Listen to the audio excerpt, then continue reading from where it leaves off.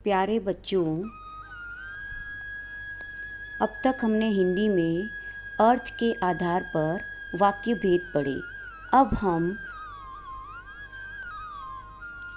हम शब्द निर्माण की प्रक्रिया के बारे में पढ़ेंगे कि शब्द निर्माण कैसे होता है। शब्द निर्माण उपसर्ग, प्रत्यय एवं समास के द्वारा होता है। सबसे पहले हमने पिछली क्लासेस में पढ़ा कि शब्द किसे कहते हैं। शब्द वर्णों या अक्षरों के मेल से बनने वाले अर्थवान अक्षर समूह को शब्द कहते हैं। शब्द स्वतंत्र होता है। शब्द निर्माण कैसे होता है?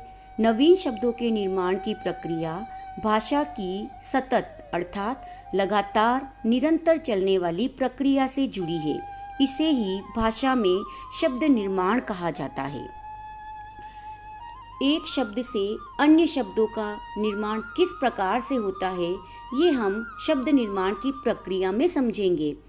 एक शब्द से अन्य शब्दों का निर्माण 3 प्रकार से होता है।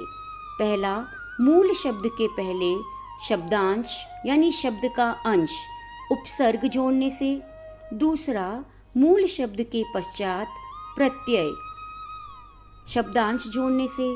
और तीसरा है 2 स्वतंत्र शब्दों के योग से अर्थात समास द्वारा, यानी शब्दों का निर्माण शब्द के आगे शब्दांश जोड़ने से होता है, शब्द के पीछे शब्दांश जोड़ने से होता है और 2 शब्दों को मिलाकर भी शब्द का निर्माण किया जाता है।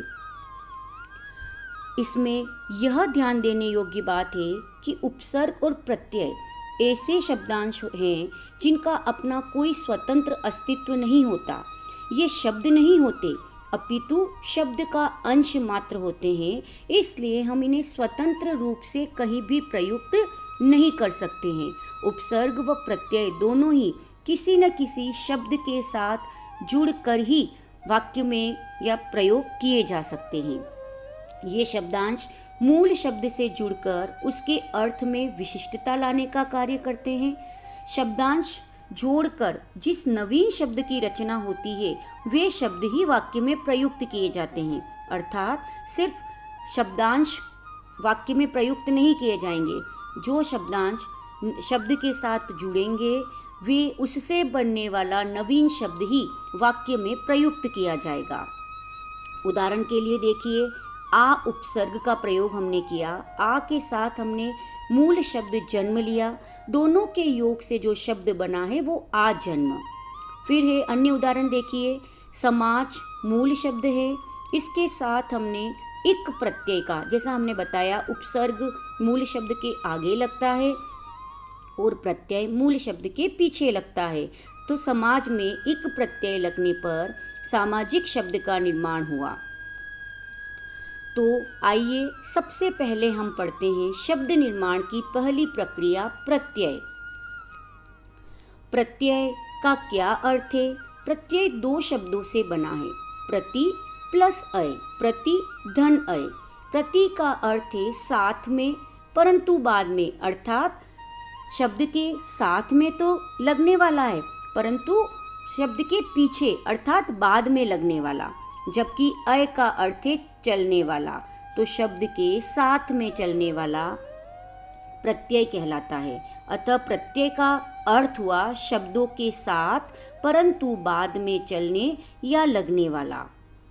अतः प्रत्यय की परिभाषा होगी, प्रत्यय वे शब्दांश है जो मूल शब्द के अंत में जुड़कर नवीन शब्द का निर्माण करते हैं, नए शब्द का निर्माण करते हैं तथा शब्द के अर्थ में विशिष्टता ला देते हैं। उसे हम प्रत्यय कहते हैं।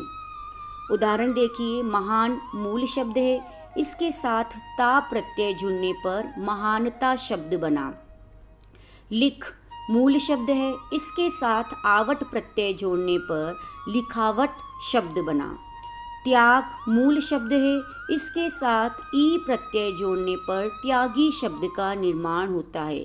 इस प्रकार शब्दों में विभिन्न प्रत्यय के जुड़ने से नवीन शब्दों का निर्माण होता है, साथ ही ये अर्थ में विशिष्टता लाने का कार्य भी करते हैं। यहाँ ता, आवट और ई तीनों ही प्रत्यय है जो महान, लिख व त्याग मूल शब्द के अंत में जोड़ दिए जाने पर महानता, लिखावट व त्यागी शब्द की रचना करते हैं। अभी हमने प्रत्यय के बारे में पढ़ा। अगली कक्षा में हम उपसर्ग के बारे में विस्तार से पढ़ेंगे। धन्यवाद।